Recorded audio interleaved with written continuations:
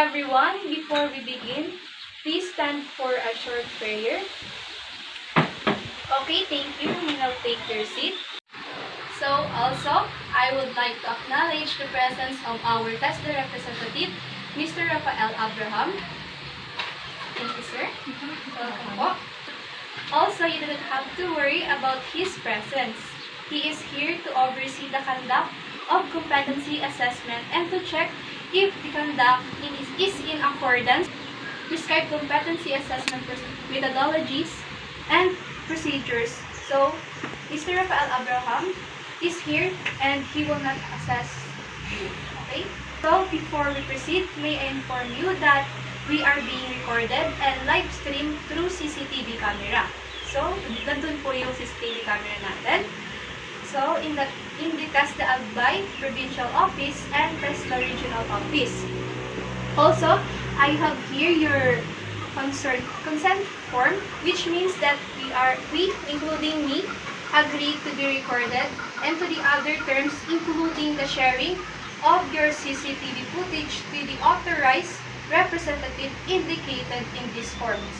So, also, I have here your application form and self-assessment guide.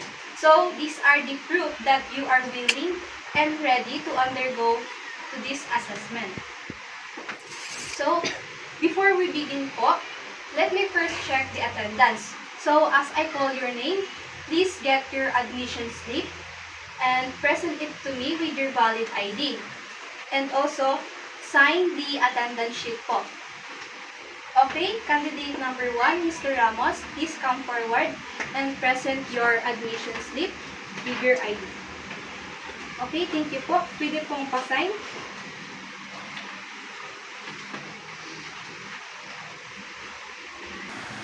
Nakanto ko. Kaya?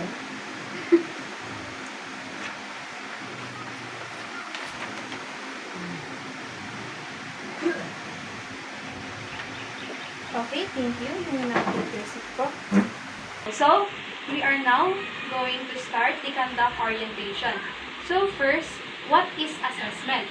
So, assessment is the process of collecting evidence and making judgment on whether the competency has been achieved. Also, this assessment process seeks to determine whether the graduate, kayo, or worker can perform to the standards expected in the workplace based on the defined competency standard under the training regulations of massage therapy NC2. So, today, I will assess your competency in massage therapy NC2. So, this qualification consists of core units. So, first, yung core units po natin is to develop massage practice.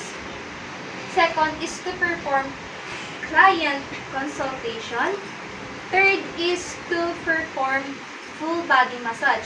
And lastly is to maintain and organize the tools, equipments, and the workplace area. To prove your competency, you must perform the following tasks.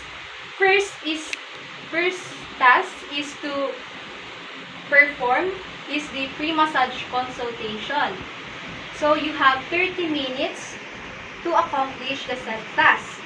So, and the second task naman po is the full body massage. So, in this task po, you have a 60 minutes to accomplish the said task.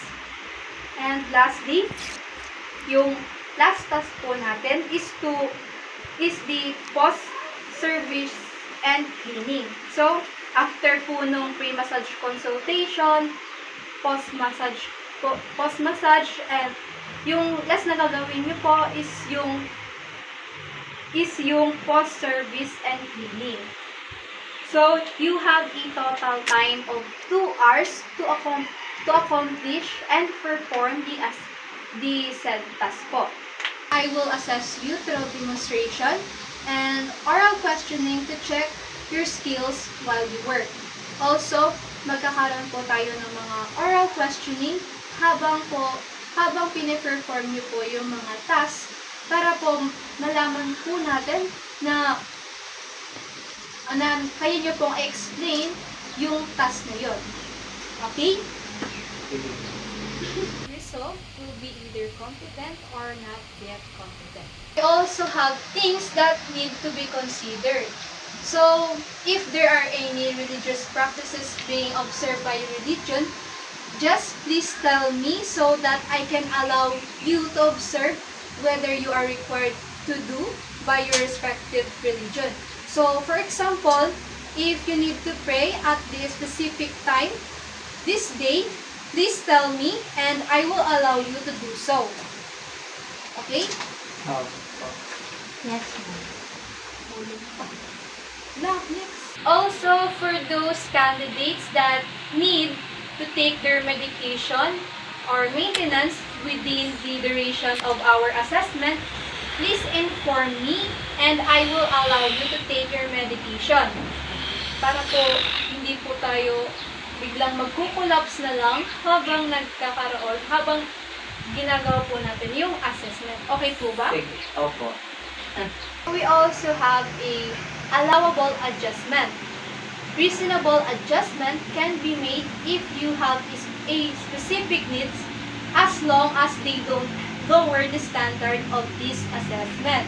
Like for example, if kailangan niyo po ng tulong in regards sa ating assessment na kailangan pong i-translate yon into your dialect, I can do so po. Just inform me po para po matulungan po kayo.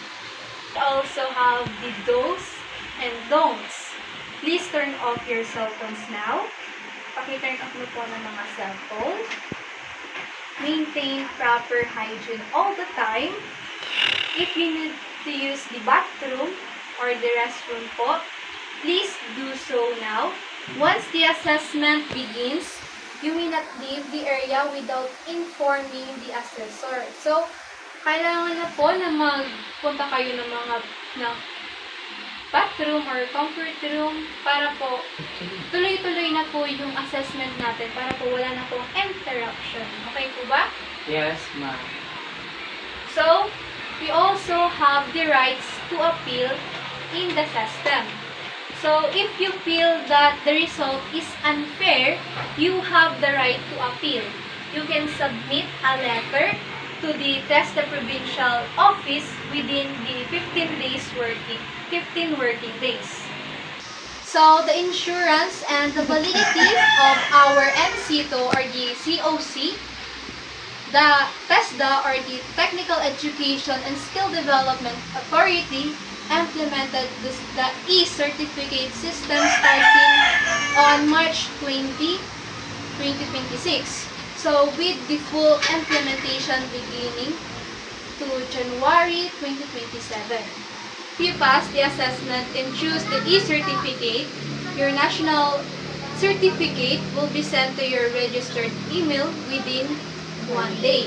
So, make sure that your name and email are correct. Print the e-certificate on a clean A4 paper, and if a dry seal is needed, bring it to the nearest. For our reassessment procedure, a candidate with a full qualification assessed as not yet competent may apply for reassessment anytime at his on her convenience. So, reassessment shall only focus on the specific areas that are not satisfactorily achieved. However, the candidate shall pay for the full assessment fee promulgated by the TESDA board. So, for your reassessment procedure po, if you want to reapply po for the specific areas, magbabayad na po kayo sa TESDA Regional Office po. Candidates, I will now distribute the specific instruction and please read it carefully. And also, if you have a difficulty understanding, please approach me and I will translate it from English to from your local dialect. Now, I will give you your assigned number. So, everybody, please be ready now. So, candidate number 1 and candidate number 2. So, as I call your number, please go inside for our assessment procedure. So, candidate number 1, please proceed to the assessment area. And for the rest, please remain and wait as I call your name, okay? So, that's end of my presentation for preparing the candidate. Thank you.